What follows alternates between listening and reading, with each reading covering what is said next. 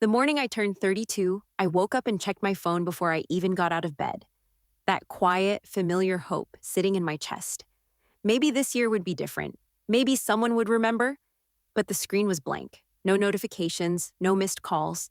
Just silence. The kind that tells you more about people than words ever could. My name is Sophia, and this is the story of the day I finally stopped waiting for people to see me and decided to see myself instead. I had spent most of my adult life being the invisible one, the sister who showed up to every graduation, every hospital visit, every crisis, the cousin who remembered every birthday, every anniversary, every little milestone that nobody else bothered to write down. In return, I got forgotten. Not once or twice. Consistently, quietly, and almost like clockwork. And the cruelest part was that I never made a scene about it. I just swallowed it, smiled at the next family dinner, passed the bread rolls, and asked how everyone else was doing. The year I turned 32 had been exhausting in the best possible way. I had been working doubles at my job in a mid-sized advertising firm for almost 8 months straight, skipped vacations, missed weekends, stayed late when everyone else had already headed home. People assumed I was saving up for something safe and predictable. Nobody thought to ask. They never really did. When my birthday arrived that year, I told myself not to expect much. But there is a difference between keeping your expectations low and having absolutely nobody reach out.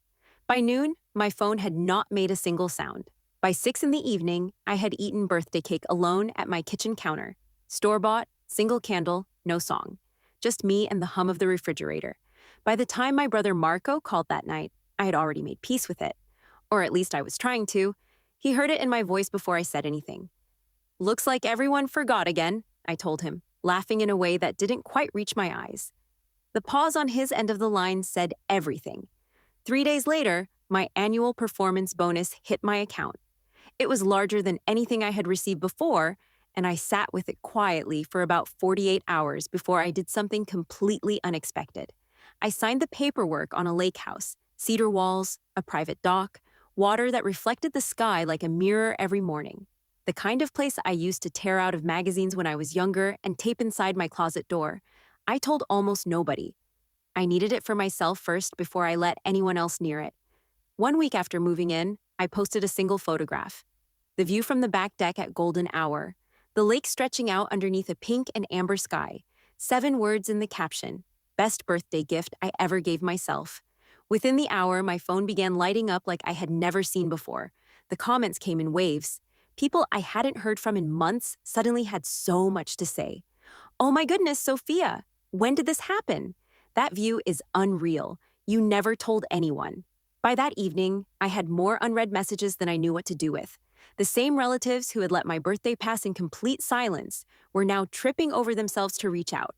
And not one of them mentioned the date they had missed. Not one apology, not one acknowledgement. It was as if my 32nd birthday had simply never occurred to them. And now here they were, acting warm and curious and suddenly very interested in staying connected. I was reading some of the messages out loud to Marco when we both noticed the pattern at the same time. Nobody was asking how I was feeling. Nobody asked if I was proud of myself or happy.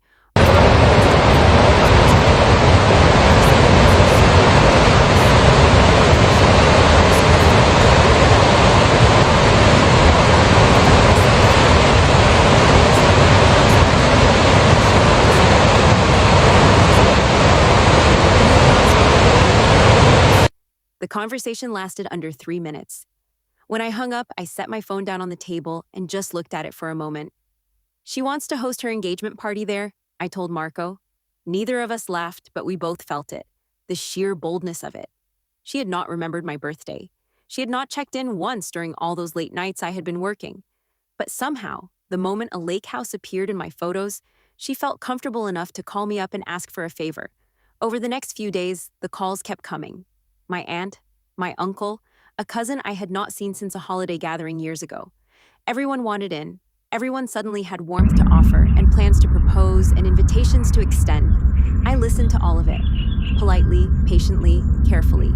Because while they were all focused on the house, I was paying attention to something else entirely. I was learning very clearly exactly what I meant to each of them. And the answer was something I needed to sit with before I responded. Then my mother called. I had not heard from her in weeks. not since before my birthday. And the first words out of her mouth were not, "Happy birthday." And they were not, "I'm sorry." They were, "Sophia." I saw the photos of the lake house. I put the phone on speaker and looked at Marco across the table. He heard it too, the same way I did. The absence of the things that should have come first, I kept my voice even. "Thanks, Mom." She moved right along. Apparently, my uncle and aunt were hoping to spend part of the summer there, and Diana still needed a venue for her party. It would mean so much to everyone if I could open up the space to family. "Family should take care of each other," she said. I let those words settle in the air for a moment before I asked her something simple. "Mom, did you remember my birthday this year?" The silence that followed was long enough to answer the question before she did. When she finally spoke, it was quietly. "No." I nodded even though she couldn't see me. "Did anyone think to ask how I was doing?" Another silence. Another "no." The call ended not long after that, and I sat with my brother in the quiet of that beautiful house by the lake and felt something shift inside me. Not grief, not anger, something that felt more like relief. Over the following week, more messages arrived. Some kind, some calculating, some dressed up in affection that I could see right through. I read every one of them. And then I did something that surprised even Marco. I sent out a gathering invitation to the whole family, a real one, with a date and a time and directions to the house. The response was immediate and overwhelming. Group chats exploded. People who had not spoken to me in years suddenly couldn't wait to RSVP. Everyone assumed they were finally getting what they had been angling for since that first photo went up. None of them knew what I was actually planning. The day arrived on a Saturday. People pulled up the gravel driveway with wide eyes, photographing the dock and the tree line and the way the water looked in the afternoon light. There was laughter, small talk, the comfortable noise of a family that looked, from the outside, like it had always been close. I welcomed everyone, offered drinks, let them wander.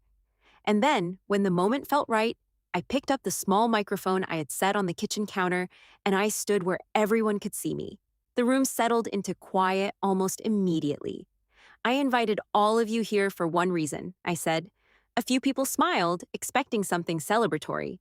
Instead, I held up my phone so they could see the date of my birthday on the screen. On that day, not one person in this room sent me a message. Not a text, not a call, not even my mother. The smiles faded.